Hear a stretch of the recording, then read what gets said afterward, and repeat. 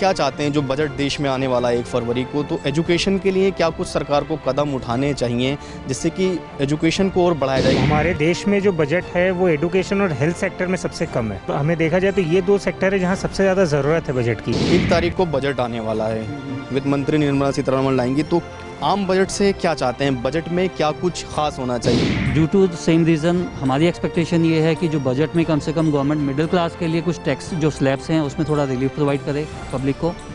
उसके अलावा वो नौकरी पे कोई ध्यान नहीं दिया जाता, तो हम चाहेंगे कि एक तो जो आप बच्चा पढ़ के निकले उसकी रोज़गार की भी गारंटी ली जाए। कुछ 90 के आसपास आया था, हम चाहते हैं कि बजट सबसे ज़्यादा शिक्षा पे आना चाहिए। कोरोना काल में एजुकेशन सेक्टर सबसे ज़्यादा प्रभावित हुआ है। पिछले 2 सालों से कोरोना की वजह से स्कूल्स बंद हैं और पढ़ाई डिजिटल हो गई है पूरी तरह से।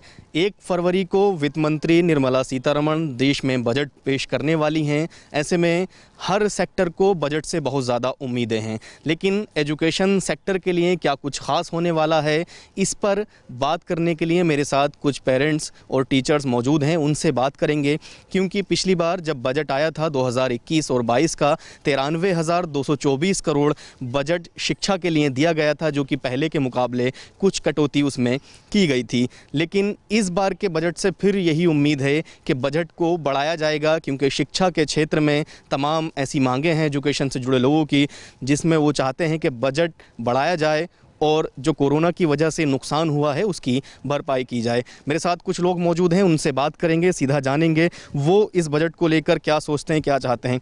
मनोज जी, बतौर एक शिक्षक आप क्या चाहते हैं, किस तरह का एजुकेशन के लिए बजट देश में आना चाहिए? वित्त मंत्री निर्मला सीतारमण को क्या कुछ पेश करना चाहिए ताकि एजुकेशन सेक्टर जो है वो और सुधार की तरफ जा सके? देखिए, जो बजट हमारे यहाँ रखा जाता है एजुकेशन के लिए वो बहुत कम होता है, यानी करीब करीब 2.5 के आसपास होता है, जबकि ये करीब डबल होना चाहिए। आप ये यूरोप में देख लीजिए, यूएस में देख लीजिए, जो शिक्षा पे बजट है वो सबसे ज़्यादा होता है। कि यहाँ से तो करीब करीब ज़्यादा ही होता है, तो थोड़े से सुधार की भी ज़रूरत है। यहाँ पर हमारे यहाँ, जैसे मैं अपनी सिटी की बात करता हूँ, नोएडा की बात करता हूँ, 8 लाख से ऊपर की पॉपुलेशन है। 8 गवर्नमेंट यहाँ पर सिर्फ सारे पब्लिक स्कूल्स है, गवर्नमेंट स्कूल्स गिनती के आप 3 या 4 काउंट कर सकते हैं। तो उसमें ऐसा लगता है कि ये जो गरीब बच्चे हैं ये कहाँ पढ़ने जाएंगे। तो गवर्नमेंट को अपना, चाहे वो स्टेट वाइज करें या नेशनल वाइज करें, तो अपना एक ऐसा एस्टिमेट देना चाहिए, अपना बजट ऐसा रखना चाहिए जो यहाँ के गरीब बच्चों को भी अच्छी शिक्षा मिल सके। कुछ नए स्कूल खोलने चाहिए, स्कूलों की बहुत कमी है हमारे यहाँ। प्राइवेट स्कूल्स मनमानी फ़ीस वसूल करते, कोरोना काल में उन्होंने इतनी फ़ीस वसूल की है, पूरी फ़ीस वसूल की है, जबकि ऑनलाइन क्लासेस पे ना तो बच्चे सेटिस्फाई थे ना पेरेंट्स सेटिस्फाई थे। मैं भी एक टीचर हूँ, पढ़ाता हूँ बच्चों को, तो मैं खुद को, मेरा अपना सेटिस्फेक्शन नहीं है कि जो ऑनलाइन क्लासेस होती हैं वो उस सेटिस्फेक्शन से हम लोग अपनी डिलीवरी नहीं दे पाते, उतनी कंटेंट हम सही से नहीं बच्चों के सामने रख पाते जितना हमें रखना चाहिए। तो बजट तो बढ़ाना ही पड़ेगा गवर्नमेंट को शिक्षा के लिए। पिछले साल मनोज जी बजट को कम किया गया था, 93,224 करोड़ बजट दिया गया था, जिसमें से 54,000 तकरीबन स्कूली शिक्षा के लिए था, बाकी हायर एजुकेशन के लिए था। तो ये जो बजट है इसको कितना बढ़ाना चाहिए और क्या रोड मैप सरकार बनाए कि ग्राउंड पे, जो ग्रास लेवल पे चीज़ें पहुंच पाएँ?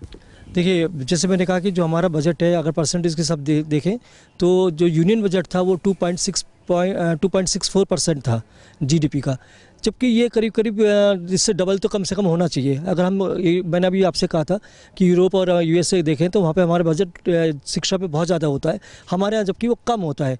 बाकी और चीज़ों पे भी बजट हमारा कम ही है, हेल्थ पे भी हमारा भी कम है, लेकिन शिक्षा पे तो बहुत, क्योंकि बुनियादी ज़रूरत है, हर एक किसी की ज़रूरत है शिक्षा, और ये मौलिक अधिकार भी बच्चों को दिया गया है, तो इस पर तो बजट डबल तो कम से कम होना चाहिए।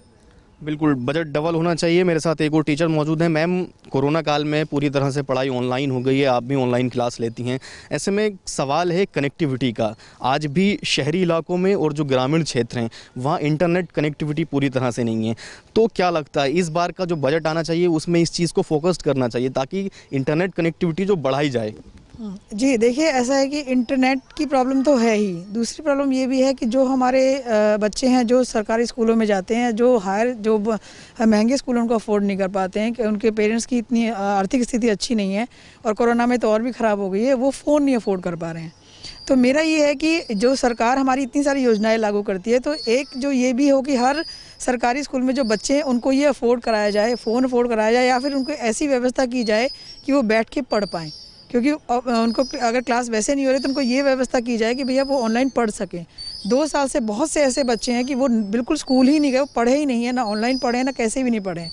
उनका एजुकेशन का आप ये देखिए उनका स्तर क्या रहेगा। अगर हम बजट ले भी आएंगे और उन तक नहीं पहुंचेगा तो उसका फ़ायदा क्या होगा, ये हमें देखना पड़ेगा। ग्राउंड लेवल पे हमें बहुत काम करना पड़ेगा, सरकार को बहुत काम करना पड़ेगा इस चीज़ के लिए। जब हम न्यू एजुकेशन पॉलिसी तैयार की गई है लेकिन उसको अभी तक लागू नहीं किया गया है, लेकिन तमाम जो एजुकेशन से जुड़े लोग हैं उनका कहना है कि अगर आप इस न्यू एजुकेशन पॉलिसी को लागू करेंगे तो उसमें सरकार को पहले मदद करनी होगी लोगों को उसको तैयार करने के लिए, इंफ्रास्ट्रक्चर डेवलपमेंट करने के लिए। इसको कैसे देखते हैं आप? देखिए ये तो बिल्कुल हमारी डिमांड बिल्कुल जायज़ है कि इसके लिए हमें पहले तैयार करना पड़ेगा नया सरकार को नई पॉलिसी लाने के लिए, क्योंकि अभी तक जो भी पॉलिसी चल रही थी उसके हम लोग आराम से हम लोग हर किसी को पता था, पेरेंट्स भी उसको जानते हैं, टीचर्स भी बहुत अच्छे से करती हैं। लेकिन अभी क्या है कि हमें पेरेंट्स को भी समझाना पड़ेगा और बच्चों के लिए वो नई चीज़ होगी तो उस पर बहुत फ़र्क पड़ेगा बच्चों के एजुकेशन पे।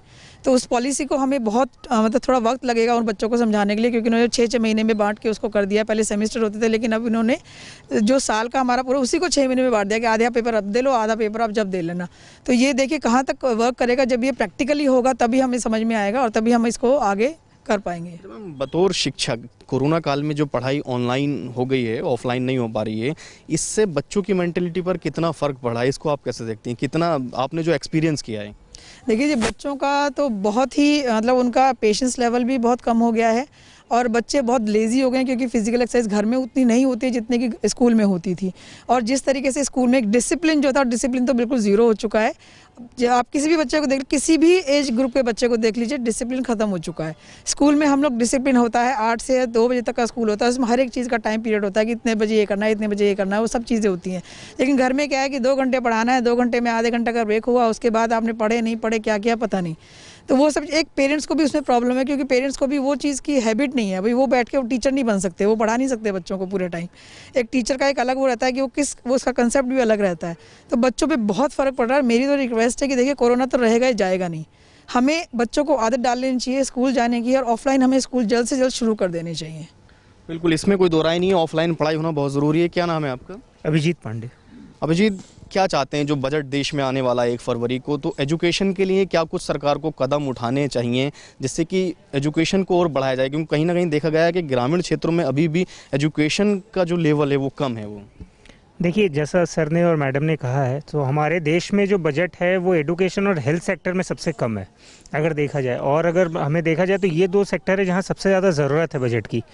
सो सरकार ने लास्ट ईयर जैसा आप भी बता रहे थे काफ़ी स्टेप लिया है। जैसे उन्होंने दीक्षा प्लेटफॉर्म लाया है जो ग्रामीण जगहों पे वो लर्निंग प्लेटफॉर्म के तरीके से यूज़ होता है।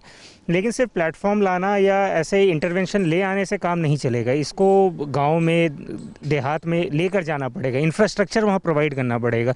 मैडम कह रही थी इंटरनेट की कनेक्टिविटी की प्रॉब्लम है। जैसे अभी सरकार कोरोना में गरीबों को 1000 रुपये का भत्ता या श्रम दे रहे हैं या फ्री में राशन दे रहे हैं, वैसे 500 रुपये या 1000 रुपये इंटरनेट के लिए वो दे सकते हैं। कि जैसे आज 500 रुपये एक बैंडविड्थ के कनेक्टिविटी का खर्चा लगता है, तो सरकार कहे कि हम गरीबों को 500 रुपये इसका देंगे जिससे वो अफोर्ड कर सके इंटरनेट और वो अपने घर में बच्चों को डिजिटली पढ़ा सके। एक वैलिड पॉइंट आपने उठाया है यहाँ के भत्ता दे सकते हैं, लेकिन एक सर्वे के मुताबिक अभी भी जब से ऑनलाइन पढ़ाई शुरू हुई है 1/3 बच्चे ऐसे हैं जिनके पास स्मार्टफोन है।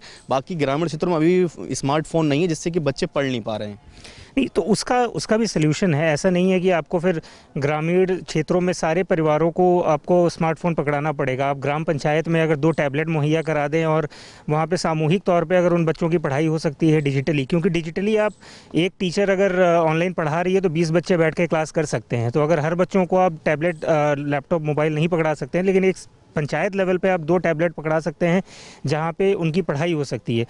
तो डिजिटाइजेशन की हम बात करते हैं, लेकिन डिजिटाइजेशन उस सिर्फ अभी किताबों में है उतना ज़्यादा, ग्रामीण क्षेत्रों में अगर आप जाएं तो क्षेत्र में उतना नहीं है।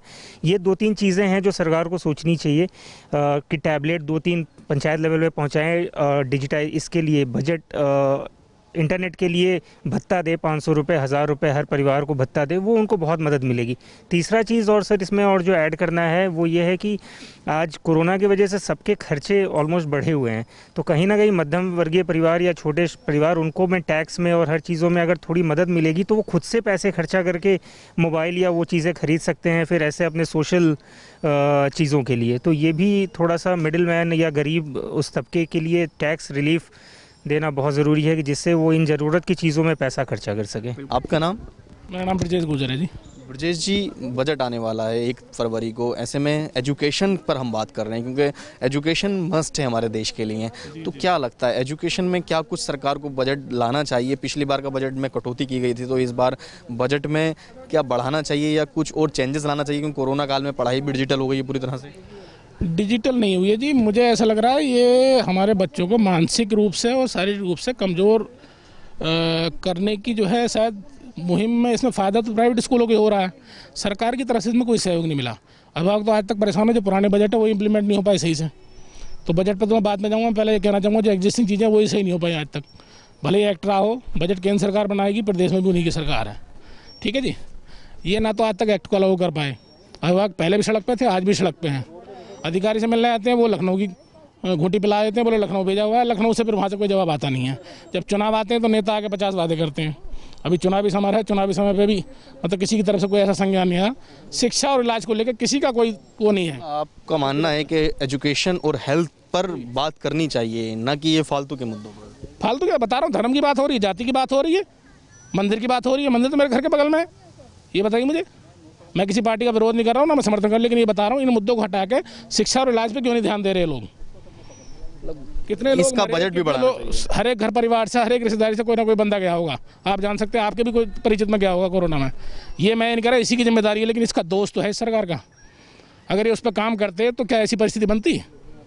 और उसके बाद भी ये कहते हैं कि ऑक्सीजन कमी से नहीं मरे लोग। तो दोगलापन तो बहुत ज़्यादा है इस सरकार में, हर चीज़ पर दोगलापन है। किसी भी चीज़ पर आप ले लीजिए, और शिक्षा और इलाज पे तो कुछ करा ही नहीं है। अभिभावक आज भी परेशान हैं, जैसे कल परिस्थिति क्या करने की ज़रूरत है शिक्षा पे, अगर आप एज पेरेंट्स बात करें? जो फिलहाल शिक्षा का इंफ्रा है उसको सही करने की जरूरत है। ऐसी परिस्थिति क्यों नहीं बन पा रही देश में कि हम लोग अपने बच्चों को प्राइमरी और सरकारी स्कूलों में भेजें? सरकारी में टीचर्स अच्छे आ गए, लेकिन सरकारी में सुविधाएं मुहैया नहीं कराई गई। जो सरकारी जो डिपार्टमेंट पूरा बैठा हुआ यहाँ से लेकर ऊपर तक, इतना भ्रष्ट तंत्र है उसमें कि उन शिक्षकों को भी वही भ्रष्टाचार में जोड़ा जा रहा है। उनको बच्चे आते नहीं हैं, सिर्फ रजिस्टर भर के पूर्ति हो रही है उसमें, आपको बताऊँ मैं।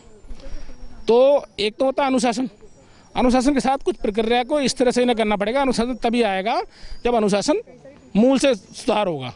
मूल में सुधार है नहीं। यहाँ अगर टीचर को अपनी लीव भी लिखवानी है तो उसके लिए पैसे देने पड़ते हैं। आपके कई जायज़ सवाल हैं मैम, एक इन्हीं का सवाल ये है कि पंचायत के अंदर अगर हम 2 टैब दे दें या वहाँ एक प्रोजेक्टर लगा दें ताकि जो बच्चे हैं कॉमन क्लास ले सकें, क्या संभव हो पाएगा? ऐसा बच्चे पढ़ पाएंगे ऐसे? हाँ, बिल्कुल संभव हो पाएगा। और जब बच्चों को वो फैसिलिटी मिलेगी तो हम भी कोशिश, पंचायत लेवल पे भी कोशिश की जाएगी कि बच्चों को लाया जाए और वहाँ पढ़ाया जाए। और एक बच्चों के लिए बहुत अच्छा भी रहेगा, क्योंकि वो पर्सनली फिर हर एक फ़ोन लेके नहीं बैठेगा, उनका थोड़ा पेरेंट्स का भी खर्चा कम हो जाएगा। और हमारा जो मेन मोटो ये है कि बच्चों तक एजुकेशन पहुँचे। तो एजुकेशन का बजट भी तो तभी काम करेगा ना जब हमारे बच्चों तक एजुकेशन पहुँचेगी। अगर उस लेवल तक एजुकेशन पहुँचेगी ही नहीं तो बजट खाली वो अपना वहीं तक जाएगा जहाँ तक जाता है हमेशा। और बच्चों तक, हमें पेरेंट्स को भी ये रिलीफ नहीं मिलेगा कि हाँ हमें कुछ मिला है। बिल्कुल। सर, आपका क्या नाम है? I am Manoj Batra, advocate. वकील साहब, 1 तारीख को बजट आने वाला है, वित्त मंत्री निर्मला सीतारमण लाएंगी, तो आम बजट से क्या चाहते हैं? बजट में क्या कुछ खास होना चाहिए? As parents, as citizens of India, क्या चाहते हैं आप? बजट में क्या मिलना चाहिए? देखिए, first of all as a parent में अगर बात करूं तो पिछले 2 साल के अंदर मिडिल क्लास की जो ओवरऑल इनकम थी काफ़ी कम हुई है। Due to the same reason हमारी एक्सपेक्टेशन ये है कि जो बजट में कम से कम गवर्नमेंट मिडिल क्लास के लिए कुछ टैक्स जो स्लैब्स हैं उसमें थोड़ा रिलीफ प्रोवाइड करे पब्लिक को। जो 30% का स्लैब है हाईएस्ट इनका, उसको 20% पे लेके आना चाहिए। Second, as far as GST is concerned, GST is also a burden on all the services which we take from the government. Congress के टाइम पे जो सर्विस टैक्स होता था, इसका नाम, वो 12% होता था। उसी सर्विस टैक्स को इन्होंने GST में कन्वर्ट करके 12% से 18% पे लेके आए हैं। सो more than 50% burden has been put on the middle class. So this all is there which we have been suffering for a longer time. और हम गवर्नमेंट से एक्सपेक्ट करते हैं कि गवर्नमेंट इन सब चीज़ों में मिडिल क्लास को थोड़ा सा रिलीफ प्रोवाइड करे। Second, as far as education का जो कंसर्न है, as a parent I would like to contribute कि जो एजुकेशन हमें बच्चों को अभी दी जा रही है उसमें कोई स्टैंडर्डाइजेशन नहीं है। जो सभी जो बच्चों को पढ़ाई कराई जा रही है ऑनलाइन से, कोई इसमें बेंचमार्क गवर्नमेंट ने प्रोवाइड नहीं किया है। सभी जो है स्कूलों की मर्जी पे छोड़ दिया गया है। अब कौन सा स्कूल क्या फॉलो कर रहा है सिस्टम को, कोई उस पर गवर्नमेंट की सर्वाइलेंस नहीं है, चेकिंग नहीं है। तो कहीं ना कहीं अब कोरोना जो है आगे भी वी आर एक्सपेक्टिंग कि आगे 3-4 साल वो चल सकता है। तो गवर्नमेंट इसमें कुछ बेंचमार्क सेट करे, स्टेट गवर्नमेंट और सेंट्रल गवर्नमेंट मिलकर इसके ऊपर काम करें और कुछ फीडबैक पेरेंट्स से लें कि क्या एजुकेशन का लेवल जो बच्चों को दिया जा रहा है वो कुछ सब्सटेंस उसके अंदर है भी सही या फॉर्मेलिटी बन के रह गया है वो खाली। अगर बात हम करें एजुकेशन के लिहाज से, जो कुल बजट था हमारा 2021 और 22 का, उसका 2.67% सिर्फ शिक्षा के क्षेत्र में दिया गया था अमाउंट। तो आपको नहीं लगता कि भारत सेकंड लार्जेस्ट आबादी वाला देश है, इतनी बड़ी आबादी में शिक्षा का बजट को और बढ़ाना चाहिए, ताकि टारगेट होना चाहिए हमारे जो ग्रामीण क्षेत्र हैं उन वहाँ के बच्चे? नहीं, ऑब्वियस है सर। देखो, जो गाँवों में जो एजुकेशन का लेवल है वो पहले से बहुत नीचे है। शहरों में बच्चे फिर भी कम से कम बेसिक एजुकेशन ले लेते हैं, 10th क्लास तक पास कर लेते हैं, बट गांव में जो है ड्रॉप आउट काफ़ी ज़्यादा है। तो गवर्नमेंट को ऑब्वियसली हर साल एजुकेशन का वो बजट बढ़ाना चाहिए और उसको चेकिंग भी करना चाहिए कि वो नीचे तक वो सर्विसेज पहुंच रही हैं बच्चों तक, उनको उसका बेनिफिट मिल भी रहा है या नहीं मिल रहा। तो आपका क्या नाम है? सर मेरा नाम दीपक राज है। दीपक जी, कोरोना काल में आपने देखा है कि स्कूली शिक्षा बहुत ज़्यादा प्रभावित हुई है, तो कहीं ना कहीं इस क्षेत्र में भी बूस्टर डोज देने की सरकार को ज़रूरत है। तो क्या लगता है सरकार को और कौन से ऐसे कदम उठाने चाहिए? बजट जो आ रहा है उस बजट में क्या कुछ ऐसा लाना चाहिए ताकि हम शिक्षा को मजबूत कर सकें, क्योंकि अगर पढ़ेंगे तभी बढ़ेंगे। शिक्षा से ज़्यादा मुझे लगता है बच्चों की एक्चुअली जो आउटडोर एक्टिविटीज़ वो ऑलमोस्ट ज़ीरो हैं, और उस पर अगर थोड़ा सा अगर कंसंट्रेट किया, क्योंकि जो बच्चों की जो इनिशियल एज होती है 0 to 5 ईयर्स की, उसमें बच्चा मेंटली फिजिकली हर तरीके से ग्रो करता है, रैपिडली ग्रो करता है। तो उसमें इस समय हम देख रहे हैं जो बच्चे नर्सरी KG 1st या 2nd के बच्चे हैं, जिनको यूजुअली उनके कॉलेज ऑनलाइन चल रहे हैं, वो ऑनलाइन शिक्षा के बजाय अगर कुछ ऐसा बने सिस्टम या कुछ ऐसा जिससे कि बच्चे अपने फिजिकल एक्टिविटीज़ भी कर पाएँ, तो मेंटली एंड फिजिकली दोनों तरीके से वो उनको शायद बेनिफिट मिल पाए, जो कि अभी नहीं मिल पा रहा है। और वो घर में रह के बिल्कुल एकदम क्लोज बाउंड्रीज़ में है, तो वो थोड़ा सा एक्सपेक्टेशन है। तो आई थिंक अगर उसमें कुछ अगर हो सकता है तो वुड बी बेटर, और मतलब विद प्रॉपर हेल्थ, मतलब सैनिटाइजेशन। बिल्कुल, ये ठीक बात है। मनोज जी से एक आखिरी सवाल और लेंगे। मनोज जी, आप एजुकेशन के लिए लंबे वक्त से काम भी कर रहे हैं, यहाँ भी तमाम तरह के मुद्दे उठाते हैं। ऐसे में जो एजुकेशन के लिए इंफ्रास्ट्रक्चर डेवलप करने की ज़रूरत है, उसके लिए भी आपके सेक्टर की मांग है कि लोन दरों को कम किया जाए ताकि हमें सस्ते मिले। सेक्शन 80C के तहत जो टैक्स मिलता है उसमें राहत देने की ज़रूरत है। तो इसमें क्या होना चाहिए आपके लिए ताकि आप जो एजुकेशन के लिए काम करते हैं उसको और बढ़ावा दे सकें उसको? देखिए, जो CSR का पैसा है अगर उसको प्रॉपर्ली यूज़ किया जाए, जैसे आजकल HCL कंपनी काफ़ी काम कर रही है जो गवर्नमेंट स्कूल्स, छोटे बच्चों के स्कूल्स हैं स्पेशली प्राइमरी सेक्शन के लिए, तो उन्होंने कुछ स्कूल्स अडॉप्ट किए। अगर आप उनके देखेंगे तो काफ़ी कायाकल्प उन्होंने पलट दी है उसकी, तो स्कूल बहुत अच्छे से बना दिए। लेकिन ये एक ही कंपनी CSR ने ज़्यादा अच्छा काम कर रही है, बाकी और भी कंपनी भी हैं लेकिन वो इतना ज़्यादा काम नहीं कर रही हैं। तो गवर्नमेंट को ये देखना चाहिए कि आपको स्कूल का अगर इंफ्रास्ट्रक्चर अच्छा होगा तो बच्चे अट्रैक्ट भी होंगे, पेरेंट्स भी अट्रैक्ट होंगे, भले ही वो गरीब हो, लेकिन वो फिर चाहेंगे कि हमारे बच्चे अच्छे स्कूलों में जाएँ। बच्चों का भी मन लगता है अच्छा इंफ्रास्ट्रक्चर। पुराने ढर्रे पे जो स्कूल चल रहे हैं आज भी, आप जाइए शहर से थोड़ा सा 10-20 किलोमीटर आगे जाइए, तो वहाँ पे जो गांव में स्कूल्स हैं प्राइमरी सेक्शंस, उनके बाथरूम में आप जाकर देखिए, वहाँ बाथरूम में इतनी गंदगी है, वहाँ बच्चा क्या कोई भी जाना नहीं पसंद करेगा। बैठने के लिए वहाँ पर सीट नहीं है, कुर्सियाँ नहीं है, टीचर्स वहाँ पे एब्सेंट रहते हैं, और थोड़ा बहुत जो प्रेजेंट होते हैं उनको स्कूल गवर्नमेंट क्या करती है, उनको इलेक्शन की ड्यूटी में या इधर उधर की ड्यूटी में इन्वॉल्व कर देते हैं। तो स्कूल के टीचर को मेरे ख्याल से कहीं नहीं छेड़ना चाहिए, बल्कि इंफ्रास्ट्रक्चर पे काम करना चाहिए, और CSR पे ध्यान देते हुए जो CSR से पैसा मिलता है वो थोड़ा सा स्कूलों के लिए लगाना चाहिए। आफ्टर ऑल ये एजुकेशन एक फंडामेंटल राइट्स की बात आती है बच्चों की, और एजुकेशन होगी तो देश आगे बढ़ेगा। बहुत शुक्रिया। तो आप देख सकते हैं एजुकेशन होगी तो देश आगे बढ़ेगा, और साफ तौर पर बजट से तमाम उम्मीदें भी हैं, चाहे वो पेरेंट्स हों या टीचर्स हों। फ़िलहाल कुछ और युवाओं से बात करेंगे, उनसे जानेंगे वो क्या चाहते हैं इस बजट में। एजुकेशन बजट पर आज हम बात कर रहे हैं और नोएडा के कुछ युवा साथी मेरे साथ हैं, क्योंकि युवाओं का महत्वपूर्ण योगदान होता है किसी भी देश को आगे बढ़ाने में। अब 1 फरवरी को वित्त मंत्री निर्मला सीतारमण बजट पेश करने जा रही हैं, तो युवाओं को क्या उम्मीद है एजुकेशन बजट के लिए? क्योंकि पिछली बार जो 93,224 करोड़ रुपए का बजट शिक्षा के लिए दिया गया था वो पहले के मुकाबले 600 करोड़ कम था। इस बार के बजट कैसा होना चाहिए, या शिक्षा को आगे कैसे बढ़ाया जा सकता है, ज़मीन पर शिक्षा के जो हालात हैं उसको कैसे दुरुस्त किया जा सकता है, इस पर युवाओं की महत्वपूर्ण भूमिका है। युवाओं से ही बात करेंगे, जानेंगे वो क्या चाहते हैं बजट में, उनको क्या उम्मीदें हैं, किस तरह का बजट देश के लिए आना चाहिए। तो इन्हीं से बात करते हैं, जानते हैं इनके मन में क्या है। बजट आने वाला है 1 फरवरी को। शिक्षा और हेल्थ दो ऐसे क्षेत्र हैं ये जहां सबसे ज़्यादा बजट आना चाहिए। शिक्षा की बात करें, शिक्षा की बहुत ज़रूरत है और 2 साल के अंदर जब से कोरोना आया है तो शिक्षा का जो क्षेत्र है पूरी तरह से हिल चुका है, ऑफलाइन से सीधा ऑनलाइन पे आ चुके हैं। ऐसे में कितना ज़रूरी है, कितना बजट होना चाहिए, कितना बजट बढ़ाना चाहिए सरकार को शिक्षा के लिए? आपने बहुत अच्छा मुद्दा उठाया। सबसे पहले तो मैं बताना चाहूँगा कि जो हमारी शिक्षक है खाली बस डिग्रियां ही बांट रही हैं, उसके अलावा वो नौकरी पे कोई ध्यान नहीं दिया जाता। तो हम चाहेंगे कि एक तो जो आप बच्चा पढ़ के निकले उसकी रोज़गार की भी गारंटी ली जाए, ना कि वो सिर्फ सरकारी नौकरी पे ही निर्भर रहे।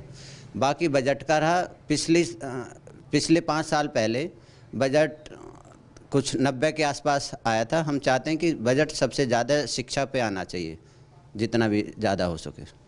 प्रिंस, अगर बात करें, तुम एक चूँकि टीचर हो, बच्चों को पढ़ाते हो, ऐसे में कोरोना काल में अगर सबसे ज़्यादा कोई दिक्कत आई है तो वो यही है कि पढ़ाई ऑनलाइन है, लेकिन इंटरनेट कनेक्टिविटी की बात की जाए, इंटरनेट कनेक्टिविटी नहीं है अभी भी ग्रामीण क्षेत्रों में, फ़ोन नहीं है, इंटरनेट नहीं चलता वहाँ लोगों से, तो किस तरह से पढ़ाई हो पाएगी? क्या चाहते हैं, इस तरफ सरकार ध्यान दे बजट में?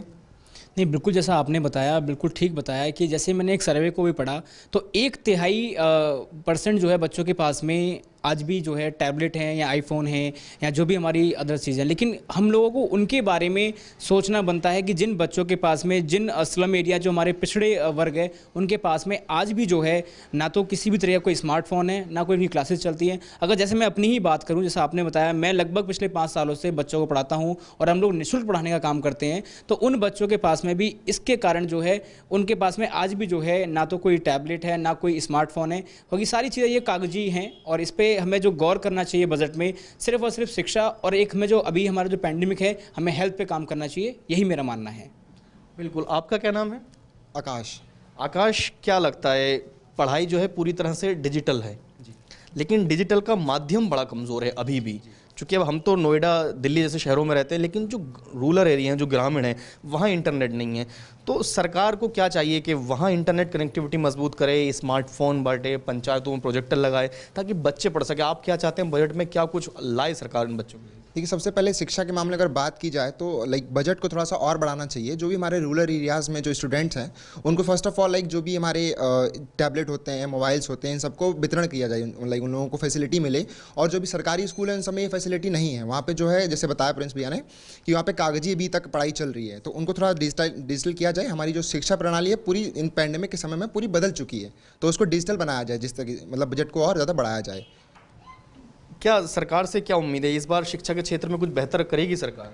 जी बिल्कुल, उम्मीदें तो हैं इस बजट में आने वाली। तो जैसे बताया गया कि 6000 अभी उनका बजट है, थोड़ा कम हुआ है, तो शिक्षा के शिक्षा क्षेत्र में और भी थोड़ा बजट बढ़ाने की ज़रूरत है। बिल्कुल, शिक्षा के क्षेत्र में और भी बजट बढ़ाने की ज़रूरत है, और ज़रूरी भी है, क्योंकि जब तक देश पढ़ेगा नहीं, आगे कैसे बढ़ेगा, ये एक बड़ा सवाल है। क्या मानते हैं, अगर बच्चों को पढ़ाना है तो ग्राउंड पे भी उतरना होगा, सिर्फ बजट लाने से काम नहीं चलेगा, जो नीचे इम्प्लीमेंट है, जो ग्रास लेवल पे, वो ज़रूरी है, क्योंकि अभी तक जो बुनियादी सुविधाएं वो नहीं मिल पा रही हैं बच्चों को। जी बिल्कुल है वो तो। बाकी सरकार जो सरकारी स्कूल हैं वहाँ पे टीचर्स वगैरह स्कूलों में नहीं होते, वहाँ पे थोड़ा सा ध्यान दिया जाए, क्योंकि डिजिटल की बात रही तो वाकई में ही किसी पे भी टैबलेट्स वगैरह नहीं है, 1/3 लोगों के पास ही है। और जो बच्चे स्कूल भी जा रहे हैं वहाँ पे भी टीचर ध्यान नहीं दे रहे हैं, कोई अपना स्वेटर बुन रही है, कोई टीचर घर का काम कर रही है, बच्चे इधर घूम रहे हैं, मैदानों में घूम रहे हैं, गाय भैंस खड़ी हुई हैं, टॉयलेट्स वगैरह इतने गंदे हैं। ये सारी सुविधाएं भी सरकारी स्कूल में होनी चाहिए और सरकार को अग्रसर होना चाहिए इन सब चीज़ों के लिए भी। बिल्कुल, बात सही है। आपका क्या नाम है? पीयूष शर्मा। पीयूष, यूनिवर्सिटीज़ खोलने की ज़रूरत है, या गाँवों के अंदर सरकारी बिल्डिंग बनाने से काम नहीं चलता, कॉलेजेस खोलने की ज़रूरत है, क्योंकि अभी भी एडमिशन के लिए बहुत भटकना पड़ता है बच्चों को। तो इस पर क्या इसके लिए बजट लाना चाहिए अलग से सरकार को? बिल्कुल, देखिए शिक्षा को लेकर बजट तो कहीं ना कहीं बढ़ाना चाहिए गवर्नमेंट को, और बजट के साथ थोड़ा ध्यान भी देना चाहिए। ऐसा होता है कागज़ों में बहुत सारे काम होते हैं, बट अगर हम ग्राउंड बेस पे देखें तो कुछ नहीं होता। गवर्नमेंट कह रही है कि हमारी ऑनलाइन क्लासेस चल रही हैं, अगर क्लास चल रही हैं लेकिन लोगों के पास सुविधा तो नहीं है, फ़ोन नहीं है, तो क्लास कैसे लेंगे? और 1/3 इसके आगे भी सबने आपको बताया, 1/3 लोगों पर फ़ोन है ग्रामीण क्षेत्रों में। और मैं तो नोएडा की भी बात करता हूँ, जिसके फादर की सैलरी 10,000 रुपये है, क्या आपको लगता है वो 7,000 रुपये का 8,000 रुपये का बच्चा फ़ोन यूज़ कर सकता है 2 घंटे? क्योंकि जिसकी 10,000 रुपये सैलरी, उसके फादर यूज़ कर पाएंगे फ़ोन को, और छोटे वाले फ़ोन से आपकी ऑनलाइन क्लासेस नहीं होंगी। तो थोड़ा ध्यान देना जरूरी है, बजट भी बढ़ाना जरूरी है। यहाँ कोई प्रोजेक्टर वगैरह लगा के विद सोशल डिस्टेंस मेंटेन करके क्लासेस चलाना ज़रूरी है। बिल्कुल बहुत अहम सवाल उठाया है ये कि जिसके पेरेंट्स की सैलरी ही 10,000 है वो स्मार्टफोन कहाँ से खरीदेगा। अविनाश, आप भी लंबे वक्त से शिक्षा के लिए काम करते हैं, बच्चों को एडमिशन के लिए मैंने देखा है आप भटकते हैं, लेकिन एडमिशन अभी भी नहीं हो पाते, तो नए स्कूल, कॉलेजेस, यूनिवर्सिटी खोलने की ज़्यादा ज़रूरत है, इसके लिए बजट होना चाहिए। बिल्कुल, इसके लिए भी सरकार को सोचने की बहुत ज़रूरत है। जैसे हमारे यहाँ पे ग्रामीण क्षेत्रों में भी सैनिक स्कूल होने चाहिए, और जो इनका मिड डे मील का जो पैसा बच रहा है अभी, क्योंकि आपको पता है कि कोरोना काल में सारे लॉकडाउन है और उसके बाद फिर सारे स्कूल कॉलेज सब बंद है, तो जो वहाँ पे सरकारी पैसा बच रहा है, क्यों ना उसको सब इकट्ठा करके और बच्चों में स्मार्टफोन्स क्यों ना वितरित किया जाए। सरकार को ऐसे कदम उठाने बहुत ज़रूरी है, क्योंकि अभी आदेश फिर ये है कि जो रेशियो है कि हाँ शिक्षित बच्चों का, वो बहुत ही ज़्यादा अब डिफरेंस में आ रहा है। पहले ये था कि 50% 40% शिक्षित थे, लेकिन अब वही 30% हो गया है। और अगर आप झुग्गियों के एरिया में आप जाओ तो एक तो लॉकडाउन की वजह से उनके माँ बाप कहीं स्कूल नहीं भेज पा रहे, और जो भेज पा रहे थे सरकारी स्कूल में अब वो वहाँ पे नहीं भेज पा रहे हैं, तो इस चीज़ पे थोड़ा सा ध्यान देने की ज़रूरत है। अच्छा, क्या लगता है कि जो सिर्फ बिल्डिंग बनाने से काम नहीं चलेगा, वहाँ टीचर्स भी होने चाहिए, वहाँ बच्चे भी होने चाहिए, प्राइवेट की तरफ बच्चे भागते हैं, गवर्नमेंट स्कूल की तरफ नहीं आते, आप कमी कहाँ देखते हैं? आप इसके लिए क्या बजट होना चाहिए, क्या इम्प्लीमेंट होना चाहिए, किस तरह से काम करना चाहिए? यहाँ पे बिल्डिंग की बात करें तो काफ़ी अच्छी बिल्डिंग्स बना रखी हैं यहाँ पे सरकार ने, लेकिन जहाँ पे कमी आती है वो आती है मैनेजमेंट में। अगर वहाँ पे अगर टीचर्स और जो एडमिन स्टाफ का मैनेजमेंट अगर सही नहीं होता, और मिड डे मील्स जैसी जो सुविधाएं बच्चों को दी जाती है वो अगर सही से मैनेज ना हो, तो फ़ायदा नहीं है कि आप कितनी बड़ी विशाल बिल्डिंग बना दो, आप पार्लियामेंट की तरह आप स्कूल बना दो, लेकिन वहाँ पर अगर बच्चे ही नहीं आ पाए, आप बच्चों को नहीं आप ला सकते, या बच्चे जो आ रहे हैं वो नहीं पढ़ पाए, तो फिर ये तो वेस्टेज ऑफ मनी है। अब आप अगर वो बिल्डिंग अगर एक छत भी रखोगे, ठीक, आप 5 मंजिला इमारत मत बनाओ, लेकिन जो 5 मंजिला इमारत के पैसे हैं आप उन्हें टैबलेट्स बांट दो, आप उनके स्कूल बैग्स बांट दो। जो 5,000 रुपये हर महीने बच्चों के खाते में आते हैं, वो भी पिछले 3 साल से आए नहीं कोरोना काल की वजह से। लेकिन यह है कि अब सरकार को थोड़ी सी स्पीड अपनी तेज़ करनी चाहिए, बजट में हर एक चीज़ का ध्यान रखना चाहिए। बिल्कुल, सिर्फ बिल्डिंग बनाने से काम नहीं चलेगा, वहाँ चीज़ें भी होनी चाहिए। आपका क्या नाम? संदीप अवाना। संदीप, किस तरह से शिक्षा को मजबूत किया जाए? शिक्षा एक बड़ा स्तंभ है किसी भी देश को आगे बढ़ाने के लिए, और हमारे यहाँ शिक्षा का बजट और देशों के मुकाबले कम है। क्या किया जाए कि हर नागरिक, हर बच्चा देश में पढ़े, देश को आगे बढ़ाने में अहम योगदान है? सबसे बड़ी हमारे ज़िले के सबसे बड़ी कमी हमारे ज़िले के अंदर ये है कि हमारे यहाँ पे गवर्नमेंट स्कूल नहीं है। यहाँ पर सिर्फ एक केंद्रीय विद्यालय, गेट नोएडा में केंद्रीय विद्यालय है, और सिर्फ एक आर्मी स्कूल है, और यहाँ की जो आबादी है वो 22 लाख के करीब है, 22 करोड़ के उसमें आ रही है। तो सबसे बड़ी कमी है कि हमारे यहाँ स्कूल नहीं है। यहाँ पर गवर्नमेंट को और स्कूल खोलने चाहिए। यहाँ पर केंद्रीय विद्यालय में गरीब बच्चों के एडमिशन नहीं हो पाते, उसमें भी काफ़ी सोर्स लगा के और लोग एडमिशन करा लेते हैं, जो गरीब बच्चों के एडमिशन नहीं हो पाते उसमें।